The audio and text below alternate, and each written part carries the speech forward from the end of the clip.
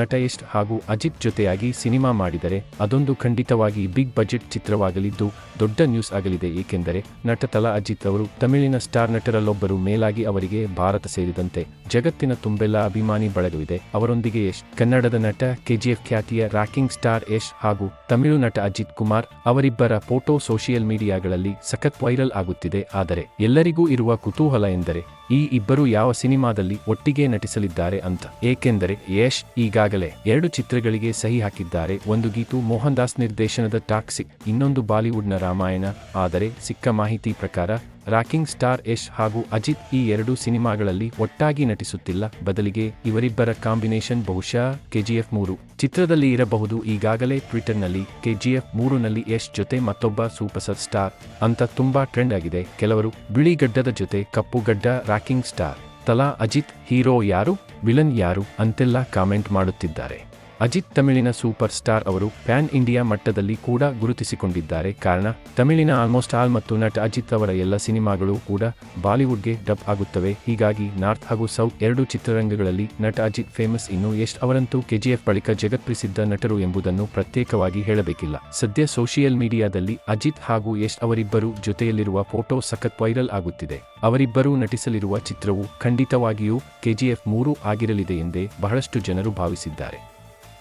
ಏಕೆಂದರೆ ಹೆಚ್ಚು ಕಾಮೆಂಟ್ ಅದನ್ನೇ ಹೇಳುತ್ತಿದೆ. ಆದರೆ ಈ ಬಗ್ಗೆ ಯಾವುದೇ ಪ್ರೊಡಕ್ಷನ್ ಹೌಸ್ ಆಗಲಿ ಅಥವಾ ನಟರಾದ ಯಶ್, ಅಜಿತ್ ಅವರಾಗಲಿ ಅಧಿಕೃತವಾಗಿ ಏನನ್ನು ಹೇಳಿಲ್ಲ. ಆದರೆ ಸಿನಿಪ್ರಿಯರ ಊಹೆ ಮಾತ್ರ ಅದು ಖಂಡಿತ ಕೆಜಿಎಫ್ 3 ಎಂದೇ ಆಗಿದೆ. ಒಟ್ಟಿನಲ್ಲಿ ನಟ ಯಶ್ ಹಾಗೂ ಅಜಿತ್ ಜೊತೆಯಾಗಿ ಸಿನಿಮಾ ಮಾಡಿದರೆ ಅದೊಂದು ಖಂಡಿತವಾಗಿ ಬಿಗ್ ಬಜೆಟ್ ಚಿತ್ರವಾಗಲಿದ್ದು ದೊಡ್ಡ ನ್ಯೂಸ್ ಆಗಲಿದೆ. ಏಕೆಂದರೆ ನಟ ತಲಾ ಅಜಿತ್ ಅವರು ತಮಿಳಿನ ಸ್ಟಾರ್ ನಟರಲ್ಲೊಬ್ಬರು ಮೇಲಾಗಿ ಅವರಿಗೆ ಭಾರತ ಸೇರಿದಂತೆ ಜಗತ್ತಿನ ತುಂಬೆಲ್ಲ ಅಭಿಮಾನಿ ಬಳಗವಿದೆ.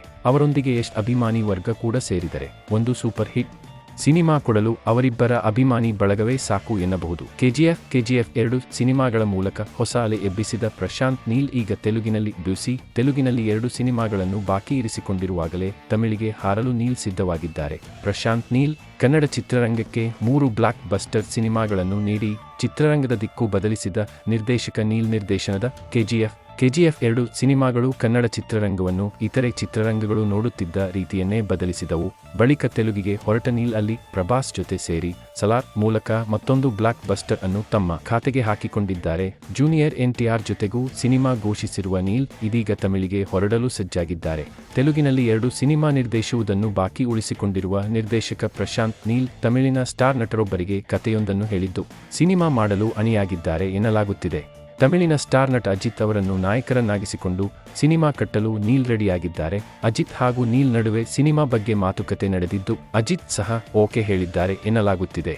ವಿಶೇಷವೆಂದರೆ ಅಜಿತ್ ಜೊತೆಗೆ 2 ಸಿನಿಮಾಗಳನ್ನು ನೀಲ್ ನಿರ್ದೇಶನ ಮಾಡಲಿದ್ದು ಈ 2 ಸಿನಿಮಾಗಳನ್ನು ಕನ್ನಡದ ಹೊಂಬಾಳೆ ಪ್ರೊಡಕ್ಷನ್ಸ್ ನಿರ್ಮಾಣ ಮಾಡಲಿದೆ.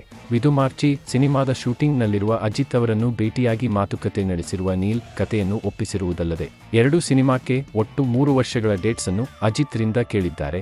ಇದಕ್ಕೆ ಅಜಿತ್ ಸಹ ಒಪ್ಪಿದ್ದಾರೆ ಎನ್ನಲಾಗಿದೆ. ಪ್ರಶಾಂತ್ ನೀಲ್ ಪ್ರಸ್ತುತ ಸಲಾರ್ 2 ಸಿನಿಮಾದ ಚಿತ್ರೀಕರಣಕ್ಕೆ ತಯಾರಿ ಮಾಡಿಕೊಳ್ಳುತ್ತಿದ್ದಾರೆ. ಕಲ್ಕಿ 2898 ಎಡಿ ಗೆದ್ದಿರುವ ಖುಷಿಯಲ್ಲಿರುವ ಪ್ರಭಾಸ್ ಪ್ರಸ್ತುತ ಸಲಾರ್ 2 ಸೇರಿದಂತೆ 3 ಸಿನಿಮಾಗಳನ್ನು ಒಪ್ಪಿಕೊಂಡಿದ್ದು 3ರಲ್ಲಿ ಯಾವುದು ಮೊದಲು ಪ್ರಾರಂಭಿಸಲಿದ್ದಾರೆ ಎಂಬ ಕುತೂಹಲಗರಿಗೆದರಿದೆ. ಪ್ರಭಾಸ್ ಹಾಗೂ ನೀಲ್ ನಡುವಿನ ಭಿನ್ನಾಭಿಪ್ರಾಯದಿಂದಾಗಿ ಸಲಾರ್ 2 ಪ್ರಾರಂಭವಾಗುತ್ತಿಲ್ಲ ಎಂಬ ಸುದ್ದಿಗಳು ಹರಿದಾಡಿದ್ದವು. ಆದರೆ ಅದು ಸುಳ್ಳೆಂದು ಹೊಂಬಾಳೆ ಸ್ಪಷ್ಟಪಡಿಸಿದೆ. ಆದರೆ ಸಲಾರ್ 2 ಯಾವಾಗ ಪ್ರಾರಂಭವಾಗಲಿದೆ ಎಂಬ ಬಗ್ಗೆ ಯಾವುದೇ ಅಧಿಕೃತ ಹೇಳಿಕೆ ಬಿಡುಗಡೆ ಆದಂತಿಲ್ಲ.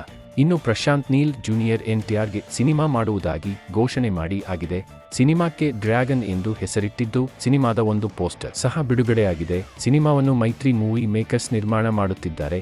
ಜೂನಿಯರ್ NTR ನಟನೆಯ ದೇವರ ಸಿನಿಮಾದ ಚಿತ್ರೀಕರಣ ಬಳಿಕ ಡ್ರ್ಯಾಗನ್ ಸಿನಿಮಾದ ಚಿತ್ರೀಕರಣ ಪ್ರಾರಂಭ ಆಗಲಿದೆ ಎನ್ನಲಾಗುತ್ತಿದೆ.